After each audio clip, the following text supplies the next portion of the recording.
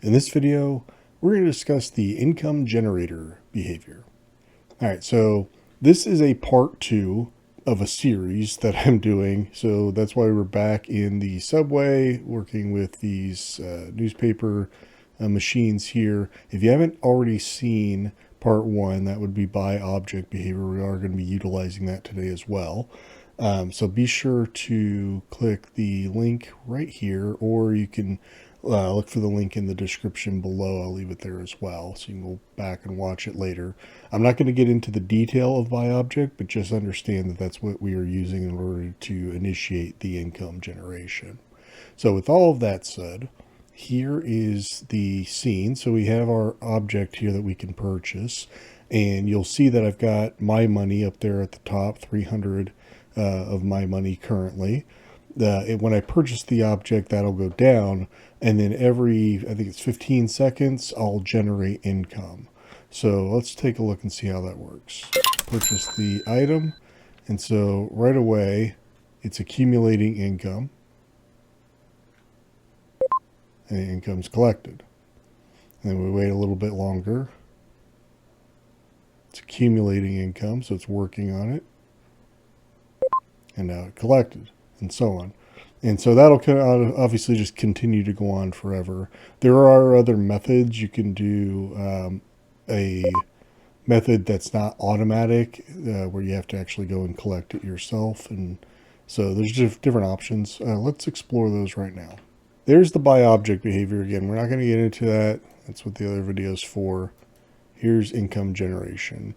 Really just as a high level overview, by object deletes the object that you've purchased. And so that's why it's linked to the object that has the income generator behavior on it. As I mentioned in the previous video, it doesn't have to be used only with income generator. You could use it with just about any other behavior that you can think of, like a teleporter or a potion or whatever you want it to be. I mean, really, when you stop and think about it, by object is effectively a switch, and the only difference between that and a light switch is you're turning it on and spending a currency to do so. But that's enough about the by object behavior. Let's talk about income generator. So once we've activated this object, that's when the income generator begins to operate. And we've got a number of parameters to go over. So the first is the collection range.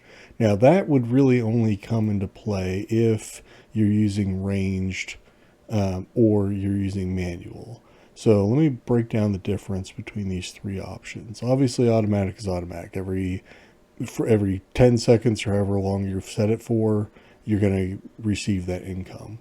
If you use manual, it'll accumulate the income for that 10 seconds, and then you have to manually physically go and collect it. And it's not going to continue to generate income in the background. If that 10 seconds elapse and the income is generated and you don't collect it for 30 seconds and you go and collect it, then you're going to get just the income that you had generated and nothing more. So bear that in mind. Then maybe that's the way you want your game to operate. Maybe it's not. So that's what the options are for. Ranged is similar in that it will be like automatic as long as you were within the collection range.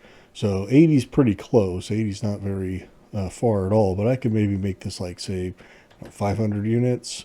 So I could be a distance away, but if I get much further away, then it won't generate. But if, as long as I'm within the radius of whatever I've set it for, that's what ranged would do. So it's kind of a hybrid of the two.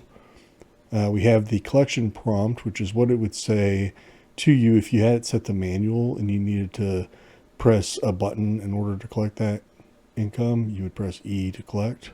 The collection text is what it'll say when you've collected that income.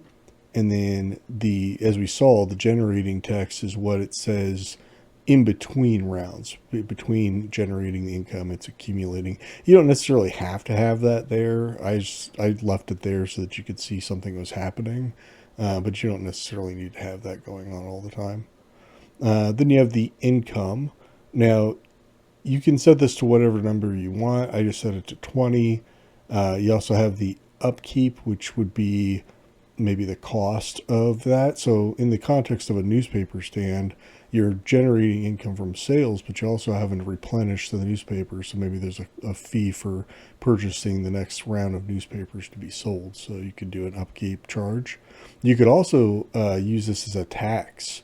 So in other words, I could set this to 0 and set that to 10, and now it's essentially a property tax or something like that, where it's, just deducting an amount over time. And that could also be not necessarily currency. It really affects any user global. So you could tax health or mana or stamina, or whatever it is that you have available as a user global. You can affect that. So lots of neat ways that this could be applied. You think outside of that box, maybe it's not an income per se. Maybe it's not even generating. Maybe it's a stat deduction, and you're just utilizing that automated behavior for whatever your needs are. So really kind of think about this one, because it's multifaceted and very useful in a lot of different ways. We have the elapsed time, which obviously is in seconds. So I set mine to 10 seconds, so we don't have to sit here for too long before we saw something happen.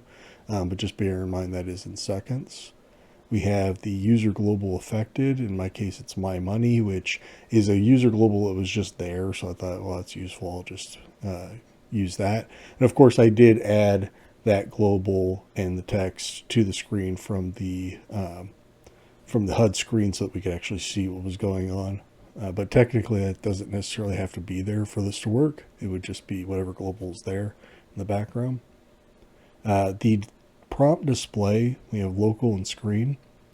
So this is actually maybe the best example of this parameter being used, because with local, it's local to whatever the object is that's got the behavior on it. So in my case, the text was over here by the machine. If I had set it to screen, it would be at the bottom center of the screen all the time. And I liked local for this example because if I had all three of these machines all generating income on different frequencies at any given time, one might say accumulating, one might say collecting, and so on and so forth. And so you could tell which one was doing what at any given time because it would be local to each machine. So this may be one of the best examples I've come up with that really helps you understand what the difference is between the prompt displays options. And then item highlight. This isn't really something that's available today. You'll find it in a lot of different behaviors, and in the future I will do a video on this when it's ready, but it's not quite there yet. But just understand that it's coming, and so you can just skip over it for now.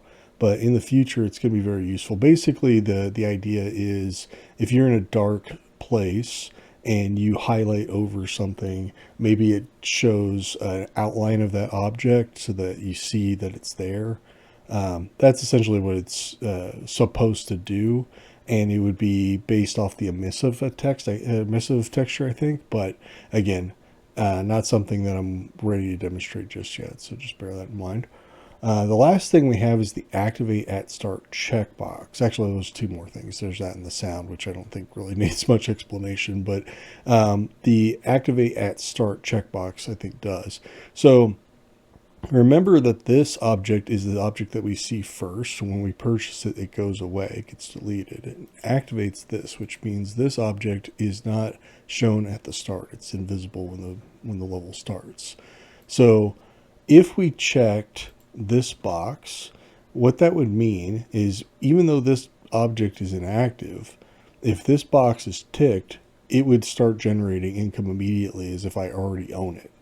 And that's not preferable for this particular scenario. But as I mentioned before, maybe we're using it in a different way. Maybe we have a building that we purchased, but we have to pay rent every month or whatever the frequency is. Then it's not really generating an income. We'd set that to 0. We'd set the upkeep to whatever the rent is. And now on a frequency, it's charging us something.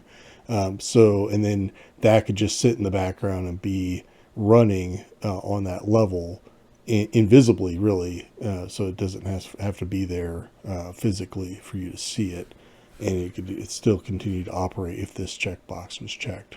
But in this scenario, it didn't make sense to do so, so it was unticked. Right. So that's it. That's the income generator behavior. Really useful, really clever behavior. If you enjoyed the video or if you learned anything new, please be sure to click the like button down below. Helps me out a lot. If you're new here or if you just haven't subscribed yet, would love to have you stick around. And lastly, if you'd like a notification for whenever new videos are posted, just click the bell icon and that'll let you know when a new video is ready for you to watch. Thanks so much for watching all the way through. I really appreciate it, and I'll see you in the next one. Bye for now. Hey, don't forget there's a written guide for every behavior, including ones I haven't yet covered on this channel. And if you want to learn some more, why don't you check out this video next.